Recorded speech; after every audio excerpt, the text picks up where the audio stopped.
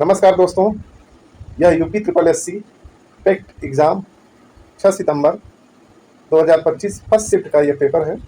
तो पेपर को हल करने के बाद हम लोग कितना कट ऑफ पर वीडियो और लेखपाल की जो वैकेंसी आने वाली है, कितने कट ऑफ पर चयन होगा, साथ ही पेपर कठिन रहा सरल रहा, उस पर हम लोग चर्चा करेंगे। तो आइए सबसे पहले प्रश्नों को देखते हैं हिंदी के। तो यहाँ निर्देश दिया हुआ है, प्रश्न संख्या 60 से 64 निम्नलिखित गद्यांश को पढ़कर पूछे गए प्रश्नों का उत्तर दीजिए। तो ये रहा दुख की श्रेणी। दुख की श्रेणी में प्रवृत्ति के विचार से करुणा का उल्टा क्रोध है। तो हम लोग इसको पास करके देख लेते हैं। आप लोग गद्यांश तो पढ़े ही हैं, गद्यांश पढ़ने के बाद हम लोग प्रश्नों पर आएंगे। किसी पर प्रसन्न होकर भी लोग उसकी भलाई करते हैं, किस प्रकार पात्र की भलाई की उत्तेजना किन श्रेणियों में रखी जाती है। तो यहाँ आपका ऑप्शन डी, दुख और आनंद आनंद दोनों की। ऑप्शन डी आपका जो है सही हो जाएगा। किसकी प्राप्ति के लिए पात्र में दुख के अतिरिक्त और किसकी विशेषता की अपेक्षा नहीं होती है। तो यहाँ आपका हो जाएगा करुणा, ऑप्शन बी। है क्वेश्चन संख्या 62, करुणा जिसके प्रति उत्पन्न होती है उसके लिए क्या किया जाता है। क्या किया जाता है? तो यहाँ पहला है क्रोध उसके प्रति उत्पन्न हो जाता है। ऑप्शन बी है चंचल हो जाते हैं। सी उसकी भलाई का उद्योग किया जाता है, उसकी हानि की चेष्टा की जाती है। और ई है उपयुक्त में से कोई नहीं। तो यहाँ आपका ऑप्शन हो जाएगा सी, उसकी भलाई का उद्योग किया जाता है। अगला सवाल है 63, आनंद की श्रेणी में ऐसा कोई शुद्ध मनोविकार नहीं है जो पात्र की हानि की उत्तेजना करे, पर दुख की श्रेणी में ऐसा मनोविकार है जो पात्र की रिक्त स्थान की उत्तेजना करता है। तो यहाँ आपका ऑप्शन सी भलाई हो जाएगा, सी। 64, दुख की श्रेणी में प्रवृत्ति के विचार से करुणा का उल्टा क्या होगा। यहाँ आपका ऑप्शन ए है क्रोध, ऑप्शन बी है भाव, ऑप्शन सी जो है श्रद्धा, ऑप्शन डी है दुख और ई है उपयुक्त में से कोई नहीं। तो यहाँ आपका ऑप्शन ए क्रोध। फिर अगला गद्यांश है प्रश्न संख्या 65 से 69, निम्नलिखित गद्यांशों को पढ़कर पूछे गए प्रश्नों के उत्तर दीजिए। मैं कभी कभी सोचता हूँ कि इतने दिनों तक अंग्रेजों की अनवर्दिता करने के बाद भी भारतवर्ष इंडिपेंडेंस को अधीनता क्यों नहीं कर सका। ये गद्यांश दिया है। तो इस गद्यांश के माध्यम से कुछ प्रश्न बनाए गए हैं 65 से 69, उन्हीं को हम लोगों को उत्तर देना होगा। तो आप गद्यांश को देख सकते हैं, पढ़ सकते हैं पॉज करके, इस तरह से दिया हुआ है। तो क्वेश्चन संख्या 65, मनुष्य ने अपनी आज़ादी के जितने भी नामकरण, स्वतंत्रता, स्वराज, स्वाधीनता, उन सब में रिक्त स्थान का बंधन अवश्य रखा था। यहाँ आपका ऑप्शन ए और है, ऑप्शन बी पर है, और ऑप्शन सी स्व है, और ऑप्शन बी है पर है, और ऑप्शन ई जो है उपयुक्त में से कोई नहीं। तो यहाँ आपका ऑप्शन सी जो है स्व हो जाएगा। तो स्वाधीनता, स्वराज इत्यादि शब्दों में स्व लगाया गया है पहले उपसर्ग का।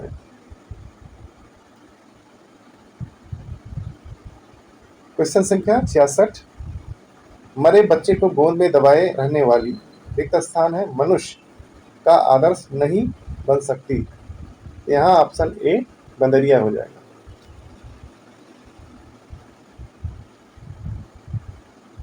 क्वेश्चन संख्या 67, लेखक जी को प्राणी विज्ञानियों की कौन सी बात याद आती है? तो यहाँ आपका ऑप्शन बी, सहजात वृत्त अनजानी स्मृतियों का ही नाम है। ऑप्शन बी जो है सही हो जाएगा। क्वेश्चन संख्या 68, लेखक जी कभी कभी क्या सोचने लगते हैं?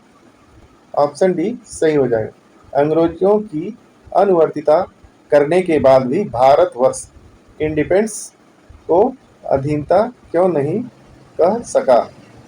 ऑप्शन डी जो है सही हो जाएगा। क्वेश्चन संख्या 69, कालिदास ने क्या कहा? तो यहाँ आपको ऑप्शन डी, सब पुराने अच्छे नहीं होते और सब नए खराब ही नहीं होते। ऑप्शन डी जो है सही हो जाएगा। क्वेश्चन संख्या 70, आदान का विलोम शब्द है, तो आदान का प्रदान। ऑप्शन बी सही हो जाएगा। क्वेश्चन संख्या 71, जो विशेषण अपने विशेष की मात्रा या परिणाम के विषय में ज्ञान कराए उसे रिक्त स्थान है विशेषण कहते हैं। तो यहाँ ऑप्शन सी परिणामवाचक हो जाएगा। तो विशेषण अपने विशेष की, तो यहाँ विशेष जो है ये संज्ञा के रूप में उपयोग किया गया था। तो विशेषण जो है जब किसी वस्तु की मात्रा या परिणाम के बारे में बताया जाता है तो वहाँ परिणामवाचक विशेषण होगा।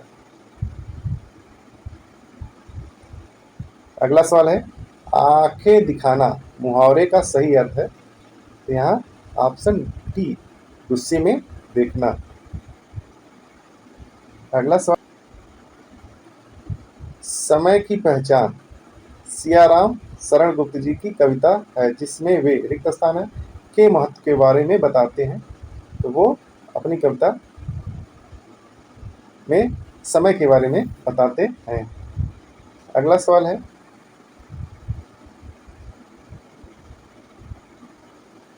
चैत तद्भव शब्द है, उसका तत्सम शब्द है, तो यहाँ आपका चैत्र हो जाएगा। ऑप्शन ए जो है सही हो जाएगा। यूपी ट्रिपल एस सी पेट परीक्षा 2025 6 सितंबर और 7 सितंबर को 2 शिफ्ट में कराई गई थी। तो उस संबंध में हम लोग आज सेफ स्कोर एनालिसिस करेंगे, जिसमें अभी तक पेट 2021, 22 और 23 1 ईयर का वैलिड होता था, लेकिन पेट 2025 3 ईयर वैलिड रहेगा एक्सपेक्टेड। तो ये आपकी वैधता लगभग 3 साल की रहेगी। हाँ, इसके बाद सेफ स्कोर जो रहेगा वो जिनका 70 प्लस है वो गुड चांस में रहेंगे, 80 प्लस वाले हाई चांस में हैं, और 90 या 90 प्लस वेरी सेफ स्कोर है, या 90 प्लस वाले जो स्टूडेंट हैं लगभग यूपी राजस्व विभाग में जो भी वैकेंसी आएगी उसमें फॉर्म भरने के लिए योग्य रहेंगे, क्योंकि वैकेंसी जो रहेगी उसके अनुपात में अधिकतम संख्या छात्रों को फॉर्म भरने का मौका दिया जाता है। और 60% यानी 60 प्लस जिनका मार्क है उनका भी गुड स्कोर है। क्यों गुड स्कोर है, तो आइए इसको हम लोग समझते हैं। तो आपने जो पेट परीक्षा पास किया है, यह आप विभिन्न विभागों में आप नौकरी ले सकते हैं, जैसे आपका लेखपाल, ग्राम पंचायत अधिकारी, ग्राम विकास अधिकारी, वन रक्षक, कनिष्ठ सहायक, आशु लिपिक इत्यादि विभागों में आप पा सकते हैं। तो ये जैसे अभी लेखपाल की जो वैकेंसी है लगभग 8000 के आसपास आने वाला है। तो इसमें कौन से क्यों 60 प्लस या आसपास के जो स्कोर करने वाले छात्र हैं वो भी आवेदन कर सकेंगे। क्यों कर सकेंगे, आइए इसको हम लोग समझते हैं। पेट 2025 में उपस्थित प्रतियोगी रहे लगभग कुल 20 लाख के आसपास रहे, और 25 लाख लोगों ने आवेदन किया हुआ था। अब रही बात 20 लाख जो स्टूडेंट हैं वो परीक्षा में लगभग बैठे हुए थे, जिसमें 90 प्लस स्कोर करने वाले 0.1% यानी लगभग 2000 छात्र होंगे। 80 प्लस 1% बच्चे हैं जो लगभग 20,000 छात्र हैं, और 70 प्लस करने वाले जो बच्चे हैं लगभग 5% यानी 1 लाख स्टूडेंट होंगे। वहीं 50 प्लस लगभग 15% 3 लाख बच्चे हैं, और 60 प्लस यानी 60 के आसपास जो बच्चे हैं वो 20% हैं, लगभग 4 लाख होंगे। तो अगर यहाँ अगर 8,000 जो वैकेंसी है लेखपाल की 8,000 वैकेंसी है। अगर हम 40 गुना लगभग 40 गुना अगर अभ्यर्थी बुलाए जाते हैं फॉर्म भरने के लिए, तो लगभग 3,20,000 जो है स्टूडेंट 3,20,000 स्टूडेंट आवेदन कर सकते हैं। तो ये जो 3,20,000 है वो बच्चे 60 प्लस या उसके आसपास स्कोर करने वाले बच्चे भी आवेदन कर सकते हैं। तो निराश नहीं हो, जिनका स्कोर 60 या 60 से थोड़ा बहुत कम भी है वो भी आवेदन करने का मौका मिलेगा। तो अगर यह वीडियो आप लोगों को पसंद आया हो तो लाइक कीजिए, सब्सक्राइब कीजिए। वीडियो देखने के लिए धन्यवाद। मैं आपके उज्जवल भविष्य की कामना करता हूँ।